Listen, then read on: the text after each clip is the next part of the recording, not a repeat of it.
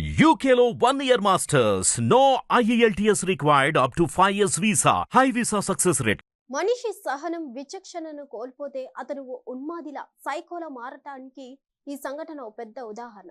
విచక్షణ కోల్పోయిన ఓ వ్యక్తి చేసిన సైకోతనం వల్ల 35 మంది చనిపోయారు. 43 మంది గాయపడి హాస్పిటల్ బెడ్ పై ఉన్నారు.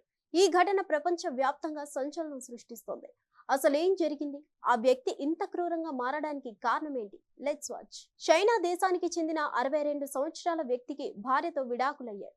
ఆ విడాకుల అనంతరం ఆమె ఆస్తిలో వాటా అడుగుతుంది. అది ఇవ్వడం ఆ వ్యక్తికి ఇష్టం లేదు.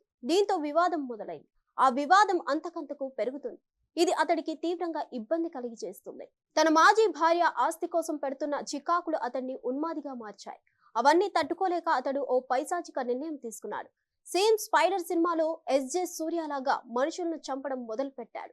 ఒకరు కాదు, ఇద్దరు కాదు, ఏకంగా 35 మందిని పొట్టన పెట్టుకున్నాడు. 43 మందిని తీవ్రంగా గాయపరిచాడు. ఈ సంఘటన చైనాలోని జూహై నగరంలో చోటు చేసుకుంది. చైనాలోని జూహై నగరంలో ఓ క్రీడా కేంద్రం ఉంది. అక్కడ ప్రతిరోజు ఉదయం సాయంత్రం చాలా మంది జనం వ్యాయామం చేస్తున్నారు. అక్కడ 62 ఏళ్ల వృద్ధుడు తన కారుతో వ్యాయామం చేస్తున్న వారిని ఢీకొట్టాడు. ఈ ప్రమాదంలో ఇప్పటిదాకా 35 మంది చనిపోయారు. విచక్షణ రహితంగా కారును అత్యంత వేగంగా నడపడంతో వ్యాయామం చేస్తున్న వారు ఆ కారు టైర్ల కింద పడి చనిపోయారు. మరికొంతమంది తీవ్రంగా గాయపడ్డారు. ఈ ఘటనలో ఇప్పటి వరకు 43 మంది గాయపడ్డారు. ఈ ఘటనకు కారణమైన ఆ వ్యక్తిని పోలీసులు అదుపులోకి తీసుకున్నారు. అతడు తన భార్యకు విడాకులిచ్చి విడిపోయాడు. తర్వాత ఆమె అతని ఆస్తిలో వాటా అడగడం స్టార్ట్ చేసింది. స్థానికంగా ఉన్న కోర్టు కూడా అదే విధంగా తీర్పు ఇచ్చింది. అయినా ఆ ఆస్తి ఇవ్వడం అతనికి ఇష్టం లేదు. దీంతో కొంతకాలంగా ఆ కేసు పెండింగ్ లో ఉంది. ఆస్తి కోసం ఆయన మాజీ భార్య ఒత్తిడి తీసుకొస్తుంది.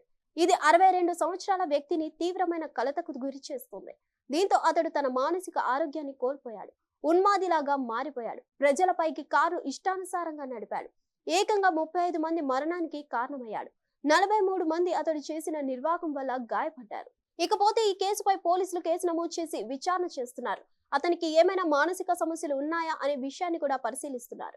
ఈ ఘటన వెనుక ఇంకెవరైనా ఉన్నారా అనే కోణంలో కూడా దర్యాప్తు చేస్తున్నామని చైనా పోలీసులు వెల్లడించారు. హిట్ టీవీ యాప్ ని డౌన్లోడ్ చేసుకోండి. ఇందులో short news, live news, entertainment movies అన్ని అవైలబుల్ గా ఉన్నాయి. Please download Hit TV app. Hit TV app. Hit TV యాప్ని ఫ్రీగా డౌన్లోడ్ చేసుకోండి.